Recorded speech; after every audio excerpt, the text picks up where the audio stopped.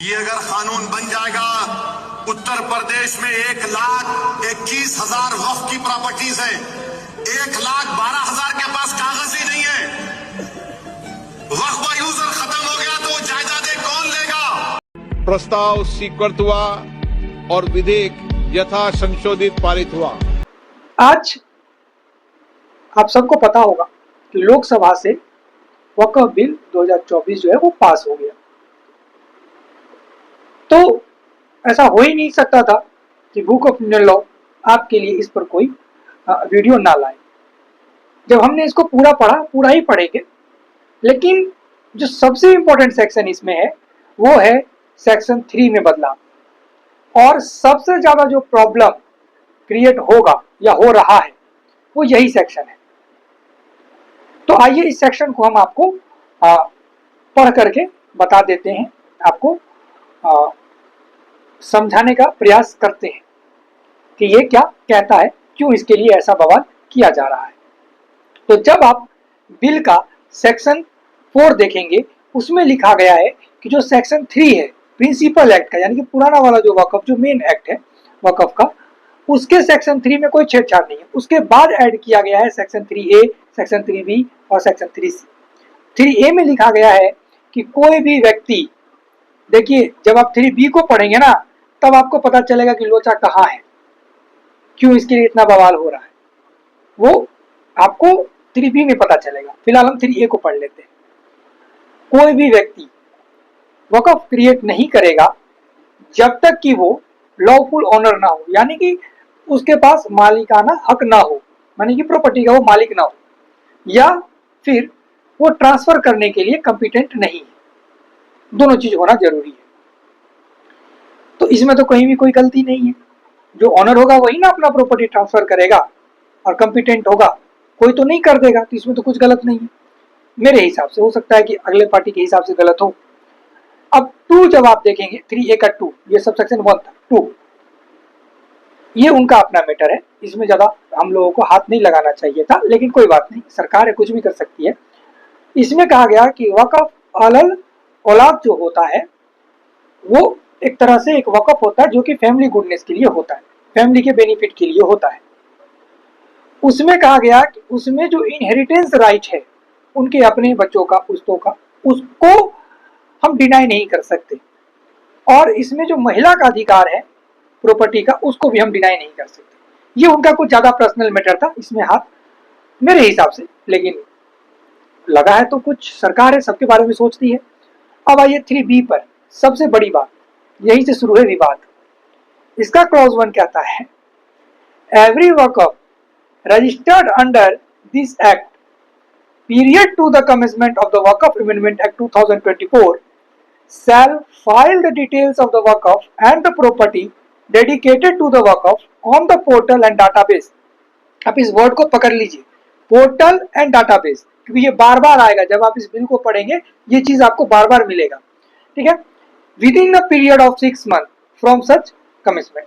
अब इसमें कहा गया कि जो भी वक्फ इस एक्ट के अंदर, जो पहले वाला है उसके अंदर रजिस्टर्ड होगा, ठीक है।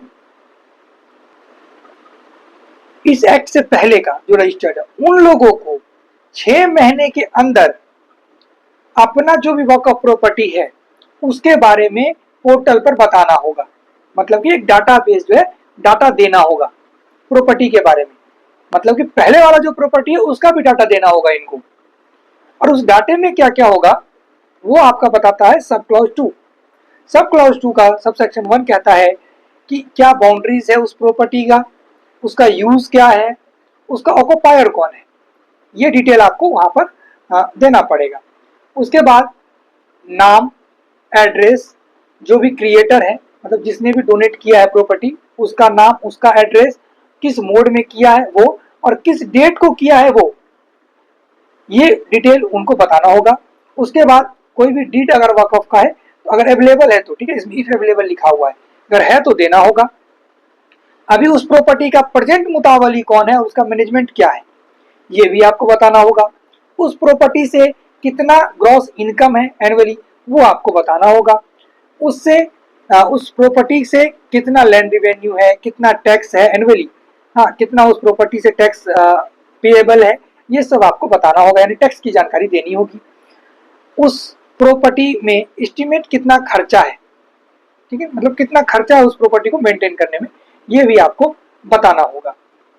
उसके बाद ये भी आपको बताना होगा कि मुतवल्ली का जो सैलरी है, अलाउंसेस है, वो क्या है, जो भी आपने प्योरली रिलीजियस पर्पस के लिए खर्च किया है वो भी, कोई चैरिटेबल पर्पस है वो भी, या कोई अदर पर्पस है वो भी आपको बताना पड़ेगा।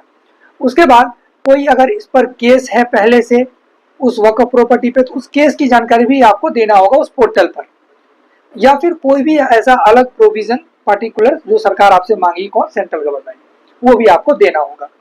अब एक और यहाँ पर चीज है 3C का क्लॉज 1 अगर आप देखेंगे, इसमें कहा गया कि अगर कोई भी गवर्नमेंट प्रॉपर्टी पहले या बाद में, मतलब ये कोई नो मैटर कि पहले हुआ कि बाद में हुआ, उससे कोई लेना देना नहीं है। अगर गवर्नमेंट का प्रॉपर्टी आइडेंटिफाइड होता है तो वो वक्फ की प्रॉपर्टी नहीं मानी जाएगी, ठीक। अब उसी का सब क्लॉज 2 बोलता है कि अगर कोई क्वेश्चन अराइज होता है कि वो गवर्नमेंट प्रॉपर्टी है या नहीं है, तो ये कहाँ चल जाएगा, कलेक्टर के पास। कलेक्टर के पास, जिसके पास भी जुरिडिक्शन होगा, वो कलेक्टर डिसाइड करेगा, इंक्वायरी करेगा कि ये प्रॉपर्टी गवर्नमेंट की है या नहीं है, और वो रिपोर्ट किसको दे देगा, स्टेट गवर्नमेंट को। और इसके नीचे प्रोवाइडेड दैट में लिखा गया है कि जब तक ये रिपोर्ट सबमिट ना हो जाए तब तक उसको वक्फ प्रॉपर्टी नहीं मानी जाएगी। उसके बाद अगर कलेक्टर डिटरमाइन करता है, उस प्रॉपर्टी के बारे में इंक्वायरी करता है और पाता है कि वो गवर्नमेंट की प्रॉपर्टी है, तो वो रिवेन्यू रिकॉर्ड जो होगा लैंड का, उसमें करेक्शंस करेगा, हाँ, और वो स्टेट गवर्नमेंट को भेज देगा।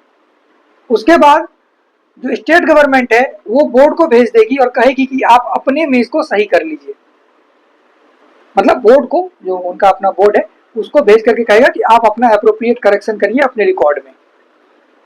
बस बवाल यहीं पर था, क्योंकि ये जो पोर्टल और डाटाबेस है ना, इनमें इनको अपनी जानकारी देनी होगी। जो पहले वाला है वो भी, यानी कि जो 6 महीने के अंदर अंदर ये जिस दिन लागू होगा उसके 6 महीने के अंदर अंदर उनको पूरी जानकारी देनी होगी। और हमने आपको बहुत डिटेल में बता दिया, बस यही प्रॉब्लम है। और जो पावर दिया गया है वो भी कलेक्टर को दे दिया गया है, और हम आगे आपको बताते रहेंगे कि इसका जो मेंबर होगा काउंसिल का, उसमें 2 हिंदू मेंबर भी होंगे, और सबको हम धीरे धीरे करके जानेंगे। तो जो बेसिक था, जो प्रॉब्लम है, वो यहीं पर है कि इनको पूरी जानकारी देनी पड़ेगी, और जानकारी हो सकता है कि इनके पास ना हो, कौन उतना पुराना जानकारी रखता है, हाँ, किसी के पास जमीन का पेपर होता है, किसी के पास नहीं होता। अब कोई इतना साल पुराना प्रॉपर्टी का पेपर मांगेगा कि कौन डीड किया, कौन इसको दिया, किसका प्रॉपर्टी है, हाँ, ये संभव है, बन गया, अब दे दिया। तो जो प्रॉपर्टी दे दिया उस पर ये लागू नहीं होना चाहिए था, लेकिन जब लागू कर दिया सरकार है तो देना तो पड़ेगा जिस दिन ये एक्ट बनेगा। हाँ, मिलते हैं किसी नेक्स्ट वीडियो में, हम इसको आपको बताएंगे बहुत डिटेल में। इसमें बहुत सारे सेक्शंस ऐड हुए हैं, और लेकिन ये सबसे इंपॉर्टेंट सेक्शन था क्योंकि ये इंफॉर्मेशन मांग रहा था। इसमें बहुत कुछ बातें कही गई, जैसे कि गवर्नमेंट प्रॉपर्टी जो है वो बाद में या पहले, उससे मतलब नहीं है, अगर आइडेंटिफाई होता है तो वो वक्फ प्रॉपर्टी नहीं मानी जाएगी। इस सबसे भी प्रॉब्लम है। मिलते हैं किसी नेक्स्ट वीडियो में, आज के लिए इतना ही।